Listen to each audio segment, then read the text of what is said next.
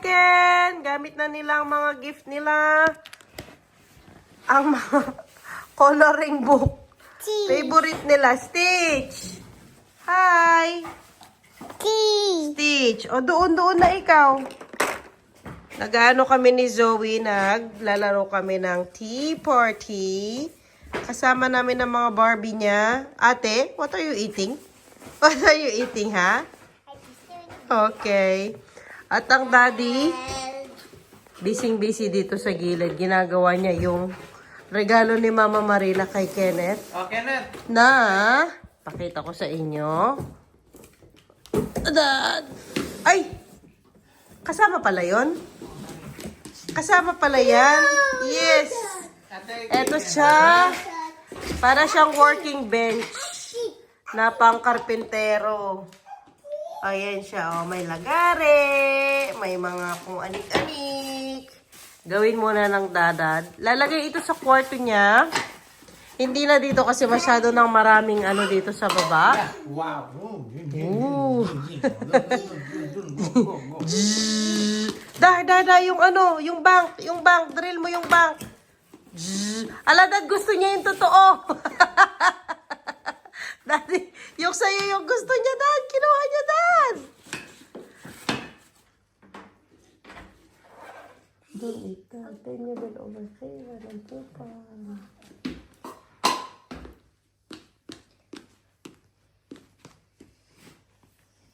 Uy. Uy.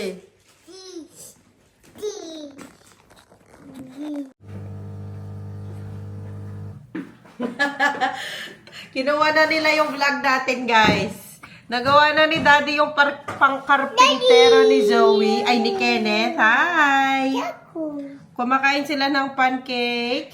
Are you okay, ate? Are you okay? Yes. Pakita ko sa inyo yung nagawa ni Daddy. Ay ko. Nandito siya sa gilid. Tara! Ayan yung working bench niya. Tapos meron siya mga ganito. Mga screws. Tapos, eto meron siyang gumaganang driller. Tapos, meron siyang mga tools dito, mga martilyo. Tapos, mga screw. And then, meron pa siyang gloves. Ayan. Thank you, Mama Marina, sa iyong gift for Kenneth.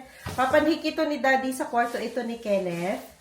Kasi si ate, meron siyang kitchen sa kwarto niya. Tapos si Zoe, si Kenneth. Nalito na ako, dalawa lang anak ko, nalito na ako. Si Kenneth naman ay ang pangkarpintero. Guys, ready na tayo for the Philippines! Ready na mga gamit natin. Yung hand carry na lang. Last na. Yung lahat ng damit, okay na. Naglilista na ako ng mga gagawin sa Pinas. Hala, may nahulog. Tara! Gusto naming mag-beach, kaya lang ayaw namin yung sobrang layo. Yung ano lang siguro, Subic lang, ganyan, or na paano ka, anak? Paano to?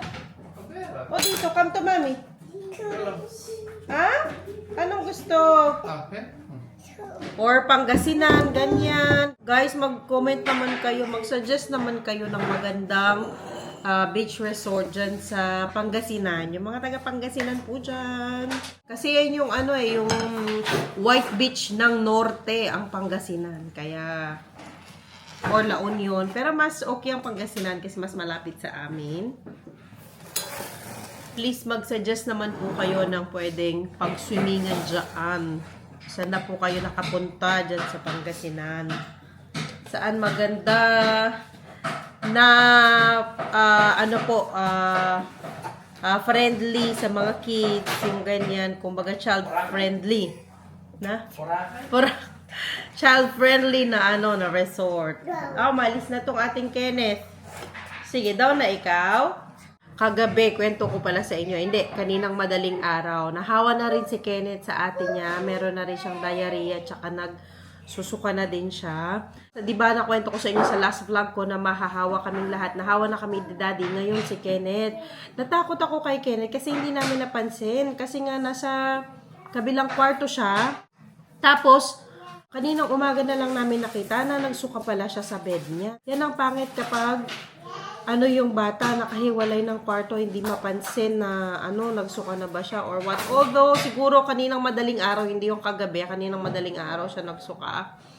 Tapos kagising, natakot talaga ako. Kala ko na paano na siya. Kinuha namin siya. Okay naman siya na ngayon. So far, hindi pa naman siya nagsusuka ulit. Kasi hindi siya umiyak eh. Pero kung umiyak yan siya, maririnig namin yan, syempre. Pero hindi talaga narinig. So far, okay naman siya. Naglalaro kasama ang ate niya. Naririnig nyo naman siya. Painumin ko lang siya yung tinatawag nilang ORS dito. Para sa, hindi siya ma-dehydrate. Okay, kama na. Pwede na to. Check natin yung temperature mo. Wala naman. Wala naman siyang lagnat, 36.6. Masigla naman siya, hindi naman siya kagaya nung kay ate, yung nung nag-diarrhea si ate. Grabe talaga ang tamlay niya. Pero si Kenneth okay naman. At may dumating tayong package. Hindi ko alam kung ito ba yung lalagyan ko ng mga ito pa yung pagkain ng mga bata. Ayaw na nila. Hindi nila naubos. Ayaw ko rin kasi biglain yung mga tiyan nila. Okay. Susuka nga. Ay, yung mga Christmas gift ko pa sa mga bata. Ito.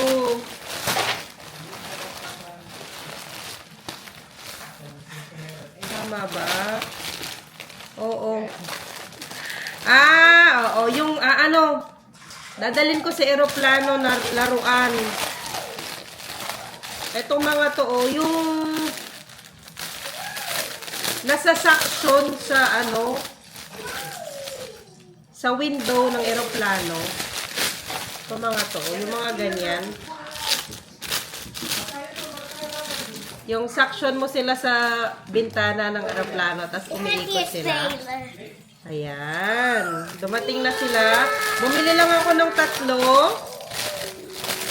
Huwag ko muna pakita to kasi kukunin nila. Wow! Hindi. And then, ito mga to, inaano din sa airplane. Sinasuction din. Yungisuction siyang ganyan. Tapos, nagko-cordial siya. Hindi ko alam anong tawag dyan. Nagko-cordial. Okay. Kenneth! Here, Rose. Here, anak, hugasan mo na ni Mami. Ang sakit na ng daliri ko talaga. Ang sakit na, namamaga na siya, oh. Buti na lang, kasi di ba sabi ko sa inyo, yung operasyon ko sa February pa. Tumawag ako kasi nga masakit na, namamaga siya. Minove nila ngayong Monday, ngayong December 30. So, maoperahan ako bago kami makauwi dyan. Sana wag siyang ma-infection or whatsoever. Yun lang yung wish ng doktor. Pero, hindi naman siguro. Kasi, o-open siya ulit. Itong, kung saan yung tahi nila last time. Ito yung healed na. Diyan siya ikakat ulit. Open. Tapos, kukunin nila to. Ito, yung yung nakaumbok na metal na ito. Ganon ang procedure natin. Ako, bagong taon, bagong opera na naman ako. Bubuksan na naman nila, my gosh. Ba't di pa kasi nila tinanggal lahat? Nag-take chances pa kasi sila. Sabi nilang ganun sa akin. Okay lang naman daw talaga na iwan yung metal na yon sa loob. Yung ring nga, yung last na vlog ko sa inyo, yung pinakita ko. Yun nga lang daw, may 10% chance daw talaga na mamamaga siya. Nag-risk pa talaga sila ng 10%. Ayan, tuloy. Napasali ako sa 10% na risk, damaga, ang sakit. Konting, yung magasgas lang siya ng tela na ganyan. Sobrang sakit. Kaya ingat na ingat ako. Lagi ako nakaganyan. Kasi kahit na maliit na daliri lang yan, alam mo yan, yung kapag yung sakit sa mga extremities mo, sa mga daliri o sa to, sobrang sakit, diba? Yung dama ng buong katawan mo. Meron pa tayong mga dumating na, ano ito? Ano ito? Lemongrass shoes. Okay. Okay. Yung shoes na in-order ko for Zoe. Look, guys. Ano ito? Gagamitin niya sa airport. Pauwi. Kasi magaan. Size 29. Sana kasya niya. Ayan siya, oh. Super nice. Super mura. Shein. Dad, binalan ko pala ng shoes si Zoe. I forgot. Ito lang ang ka-size niyang shoes sa ngayon kasi hindi niya nakasya yung mga shoes niya dito sa bahay. Itong rubber shoes na ito ang gamitin natin. And then, ano pa ba ang mga dumating natin shoes ni Zoe?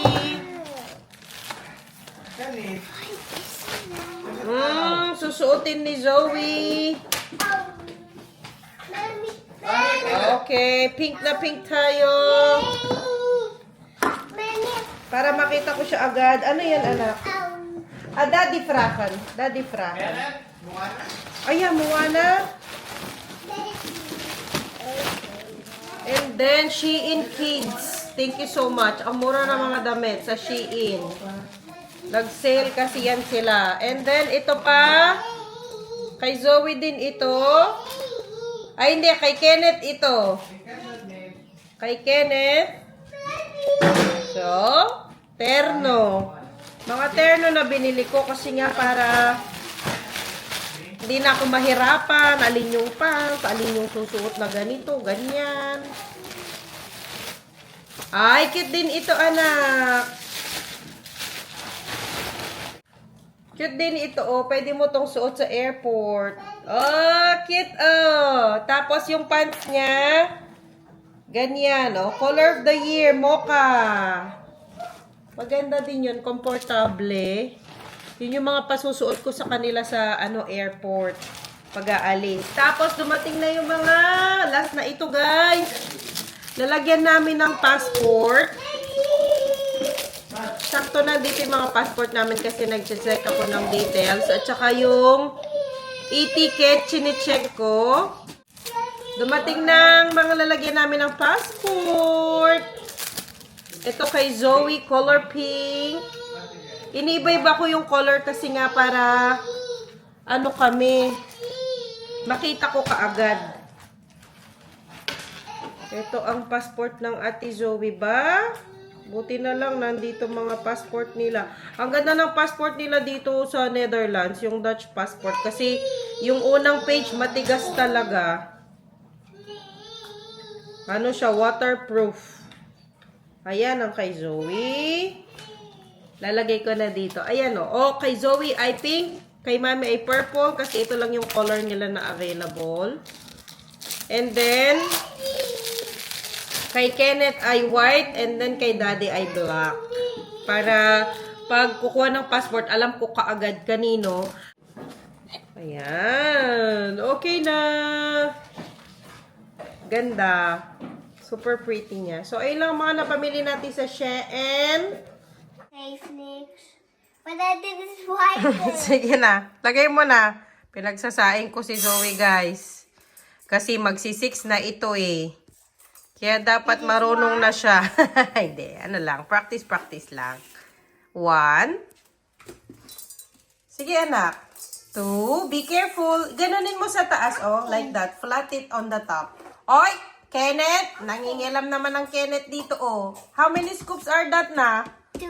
Dalawa, oh. Isa, dalawa pa. Dalawa. Yes. Tatlo. Tapos? 5. Kenneth. 4. Okay na po yan. O, sige po. Sarado na po. Isara. Kenneth, hindi yan pakialaman. Ayan ang lalagyan namin ng bigas. Ano yan? Lalagyan ng ice cream dati. Oh, amin na, tara, dito na. Hugasan na natin ng kanin. Ang bigas pala, ang bigas. Halalalalala. Oh, sarado na. Close it, please. Thank you. Hello? Hello ulit. Ginabi na tayo sa vlog natin, guys. Hindi ko na pinaano yung bigas kay Zoe kasi nilalaro lang nila na sumasali kasi itong maliit. Ako na lang nagsaing kanina. Anong bye? Babay na siya agad. So, enjoy. Bye. Hi. Thank you for watching. Kahit, Bye. ito. Kahit na are you okay? Are you okay, Ken? What's wrong? Are you okay? Kahit na nagdadiarrhea at nagsusuka, hindi na siya nagsuka actually, once lang siya nagsuka. Oy, Jo! Peekaboo! Ano naman na siya, hindi siya yung matamlay, naglalaro siya. Hi, Zoe. At hindi siya yung kagaya ni Zoe na walang energy noong siya. Naglalaro pa naman ng Kenneth. Hi! Mami! Wala, mag-ano na siya, oh. Nag-gloves na siya. Nandito kasi yung niya pa, ang karpintero. Ayan, oh. Hindi pa pinanik ng daddy. Nalalaro pa niya dito. Basta suot niya na yung gloves na yan, magkarpintero na siya. Sige. Ay. Pati yung panglinis na binigay ng Mama Marina, ayan. Pinanglilinis na nila, guys. Naku po. Hindi muna ako nagligpit-ligpit today kasi nga magkakalat pa yan sila hanggang mamaya. Tapos ang daddy Teba natin nasa work na. Nag-message siya sa akin kanina baka maaga daw silang makauwi today. Sana naman, para naman na, kasi last day na ng work ni Daddy Teban today. At hanggang sa makaalis na kami, wala na siyang trabaho, bakasyon na niya. Yung bakasyon niya mag-start katapos ng work niya today. Paulit-ulit na naman tayo sa video natin. Hi! Daddy! Nandito si Daddy! Pausa mo? Ay, kanina po tapos. Okay, bye Daddy. Thank you, Daddy. Kusya. Doy. Sinasabi pa man di si Daddy. Okay. Bumili lang siya ng ni Kenneth. Ayan, oral rehydration salt. Kasi nga baka magsuka-suka ulit si Kenneth. Hindi ko napansin ang sasakyan niya Para meron siyang iinumin si Kenneth mamaya. At yung cream niya sa sa puwit niya kasi nga nagre-red na yung baka magka-rashes na, nagre-red na yung puwit niya. Hindi pa yan iinumin, ha? Nanonood ako ng balita sa atin. Naku, may mga naputukan. Paskong-pasko, kawawa naman ang mga bata. Mag-iingat po tayo dyan. Ito parang Gatorade sa atin. Para sa puwit mo yan. Kasi ito gawin ko mamaya, ne? Oo. Gawin natin to mamaya para sa'yo. Inumin mo to. Okay? Kasi hindi ko rin siya pinainom ng gatas. Okay. Puro tubig lang. Konti man lang ang iniinom niya. Kaya, sana hindi siya sige na, ipasok mo doon sa, ayun yung lalagyanan. Ay, hindi siya ma-dehydrate. Oh, nee. It's okay, darling. Oh, it's okay. End na natin ang vlog natin for today. No? Na dito, magsi-6 na. Papanik na niyan to si Kenneth. Ayaw niya din kumain. Kasi ako nilaga, sabaw nga para malambot ang kainin nila. Ayaw din niyang kumain. Puro tinatinapay lang. At konting inom-inom. Nga po, sige po. Sige. Hindi naman niya to iinumin ng yung energy drink. Puro, yan, hahaluan ng tubig. Ay, may energy pa naman siya. So, hindi pa naman ako masyadong kabado. Ay, hindi tumawag si Daddy na napupunta siya. Kasi pinag-usapan lang namin kanina na kung may time siya, magbili nga. Ay, i-end ko na pala ang vlog natin. Pasensya na kayo guys, wala tayong masyadong ganap. Nasa bahay lang talaga kami nung Pasko. Magmula nung 24, 25, 26, 27, yan, nandito lang talaga kami sa bahay. Nag-aayos nga ako ng mga gamit, pauwi. Tapos naglilinis ng konti-konti kasi gusto ko malinis na yung bahay before kami umalis pa Pinas para medyo maaliwala. Sabi ko kasi kay Pinay Double Dutch, pinakisuyo ko itong aquarium ni Zoe para siya na magpakain sa mga isda, if ever, na hindi kami makabili ni Daddy Teba ng automatic feeder. Maraming salamat po sa patuloy na panonood ng aming channel. And sana po subaybayan nyo pa rin po kami next year sa aming travel sa Pilipinas. Please don't forget to Like, share, and subscribe. like, share, and subscribe. Bye, guys! Thank you for watching. Bye, ikaw, anak! Hey. Bye-bye din daw ang Kenneth, guys! Bye! Bye, guys! Yes. Bye! Bye, guys! Ikaw daw? Bye, guys! You want to go? Ikaw daw? Bash. Gabay! Bye. Pinagsama rin niya.